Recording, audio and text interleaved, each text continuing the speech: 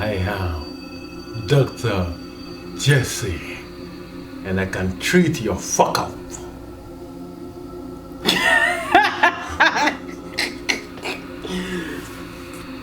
Enough fun. Oh, thought it was a veneer. You know I love you, girl, with my heart and soul. You mean everything to my heart, yeah, everything to my soul. Love me, JJ, love me tender. Love me, JJ, love me tender, baby. You mean so much to me. You're my everything. Welcome to our channel.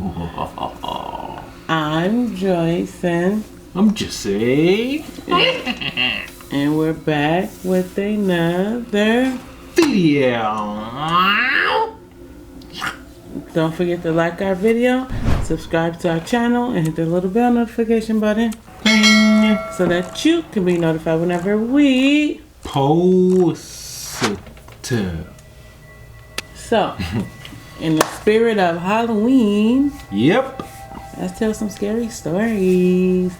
Or just stories that we know from growing up that scared us as kids and or adults, adolescents. Oh, what? Adolescents. Like Oh. teenagers, adolescents. Yeah. I thought I said adolescence. I'm like, what lessons? Like, okay. I got you, bro. Let's start with you, man. Okay. Once upon You a know, time. Halloween is an American thing, I right? got you. So I really want to know. In Nigeria, there's naturally Halloween there every time, so Y'all let's do all not that even go there. voodoo. Let's not even So go there. once upon a time, it was these two farmers.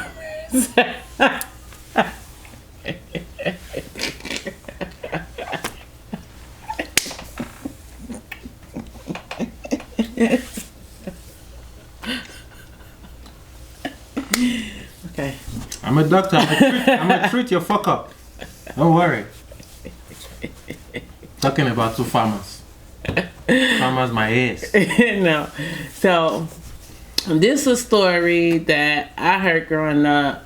I think I was maybe like a 8th grade or a freshman year of high school. I heard this and it scared me. But once upon a time, there was this little girl. She would walk home to and from school. What are you saying? She would walk to school and walk home from school every day. Oh, okay. One day, she seen a white van at the end of her street, so she just walked past the white van, not thinking nothing of it, and then a clown jumped out,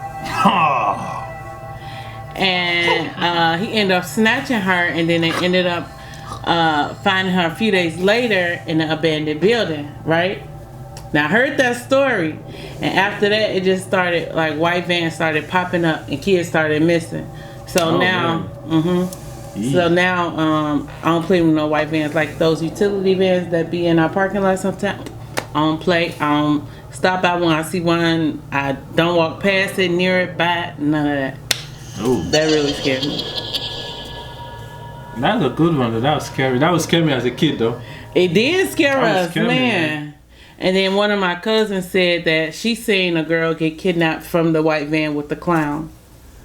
Oh, so the clown is kind of No, it was real. It was it just was a bait to attract children, right? no. It's just to hide his identity, whoever he was. Oh man. He would dress up as a clown and just But I think in a way to kind of attract children. Children don't expect that from a clown, so to They jump think out the it's car. friendly. Ain't no party. No. it jumps out. In the hood.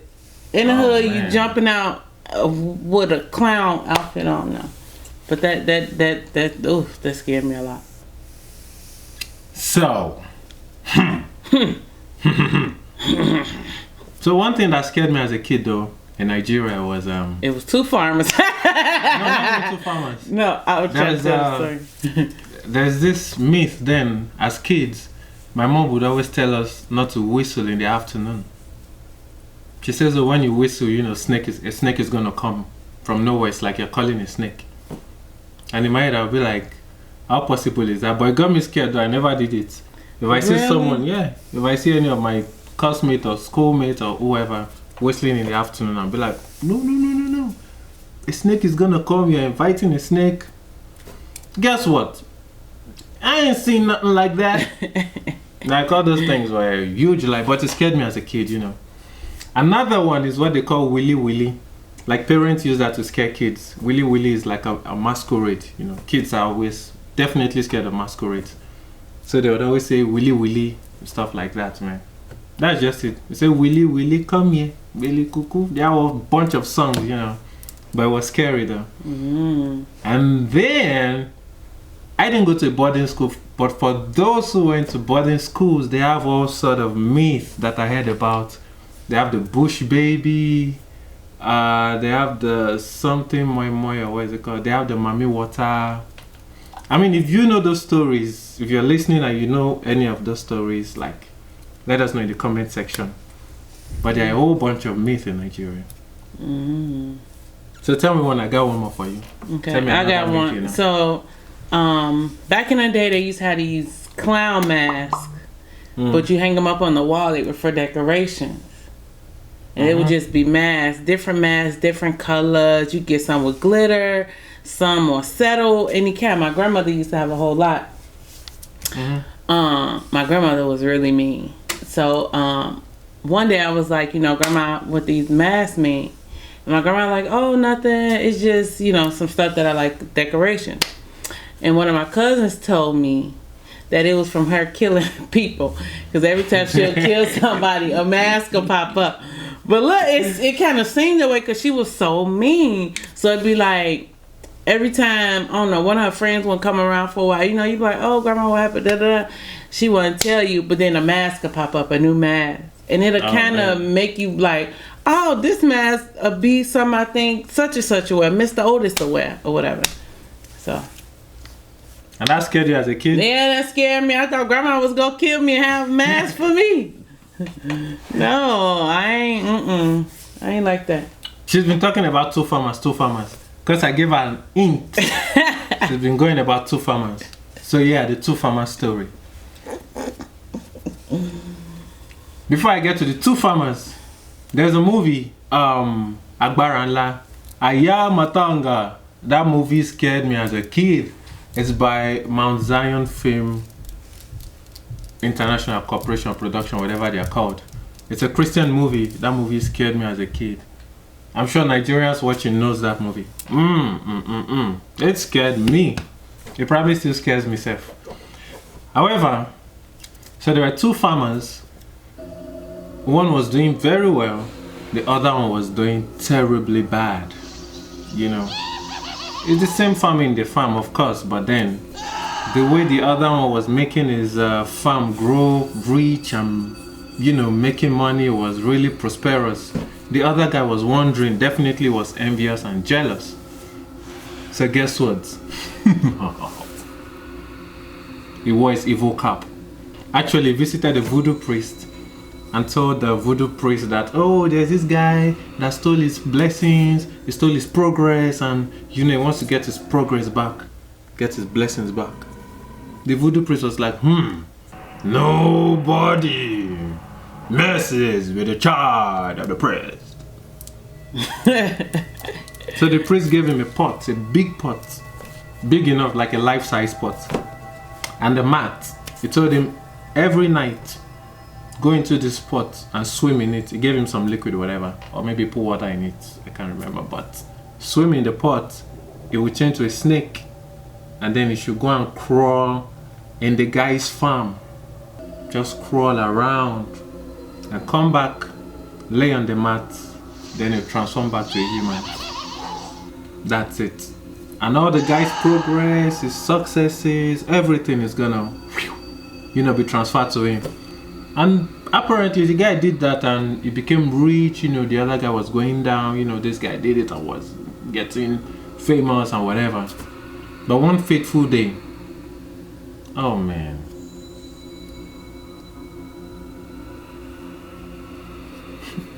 One fateful day, he did the same routine. Went into the pot, came out as a snake, went to the farm, crawled around. When he came back, both the pot and the mat were gone.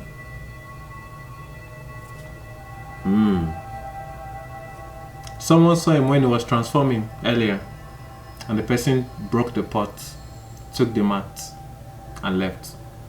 So I heard the guy remained a snake. And to me that was scary because I can't imagine someone being a snake for the rest of his life.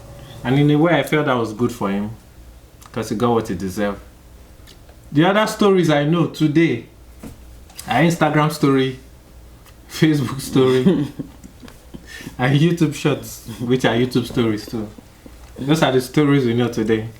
Those are interesting stories, right? No, I know a story. Shoot. But I won't say it's a scary story. This is a real life story. I don't know how you'll put it, but I always grew up in the North. Never been to the South, where I can really relate to people. Like, we'll go and visit for vacation, but that wasn't nothing. So when I went to Georgia to move, right? I met this guy there, and we were like together. And he would love for me to cook for him. So I would always cook for him. Then one You day... said it's a real life story? Yeah. Have I heard it before? No. Oh, okay. Continue. Don't censor it. Don't censor it or just say it as it is. I am. No. So one day, like I said, I always cook for him. Checking your heartbeat now, so we are done. One day, I made spaghetti. I've never made spaghetti.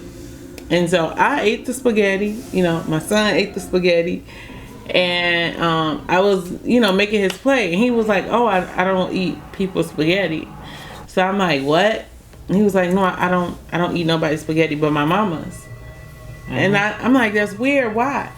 And it going around that girls would put period blood in the spaghetti to make the men fall in love with them. And he thought that was something that I was going to do. I'm like, I'm not from this hick town that y'all from, so that don't apply to me.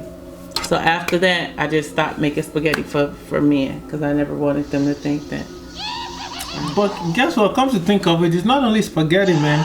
Because in Nigeria, we've had stories of people who sell food publicly, a restaurant, they sell food to the public. And people keep rushing them. There's always this myth that, they do the same thing. Probably so, because they got a lot of red food. Yeah, I mean, so it's not just here, so man. That's like a it? general myth. I don't believe it, man. I think sometimes people just do that to kind of try to ruin the person's business. Like if the person is a good cook, you're a good cook, period. Yeah, how does that period blood make the food? Because there's some in the blood, I heard, that's supposed to make the men like really like want the women. I will say I'll try it on you, public, but if you're selling the food to the public, then you're selling it to both men and women, though. But so making one. Like I don't believe it though. I heard it as a kid, but I never believed it. Yeah. Your food is good, I eat it. Cause you do your do, I do my do. Period. See, all my stories, they made movies like Candyman. I wish you would have seen the first Candyman. People used to talk about it and like tell you in person before, the second one. You get what I'm saying? Like, yeah, the first one came out and it was scary, but then people would tell you, like, people from those projects would be like, that was real. Candyman? Like, they'd be like, really? As a child growing up, I will not go in no bathroom and say no Candyman 5 times in the mirror. I don't know who told y'all to do that. Y'all better not. And that's why when you was doing, I'm like, dude, that's what you don't do. And I got mad because that's legit. Don't do it. When I say Candyman, Candyman, Candyman, don't say it 5 times. No, in the mirror, you can't. No. That's the mirror in front of us, the lens. This is another scary story. I'll tell you a story next year. Next year, Halloween. Yes. You see her face, that's a scary face. You see this black eye? You see her black eye too. Should I put a twin to match? This was 1 blow, 1 die. I'm not giving her 1 blow, 7 die yet.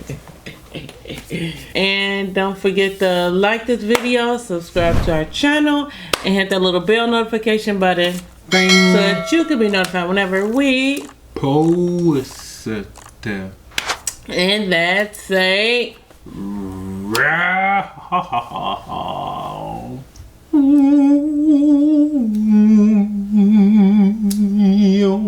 Remember that meme when that boy was like, he disappeared? And he was like, and he fade away. Mm-hmm.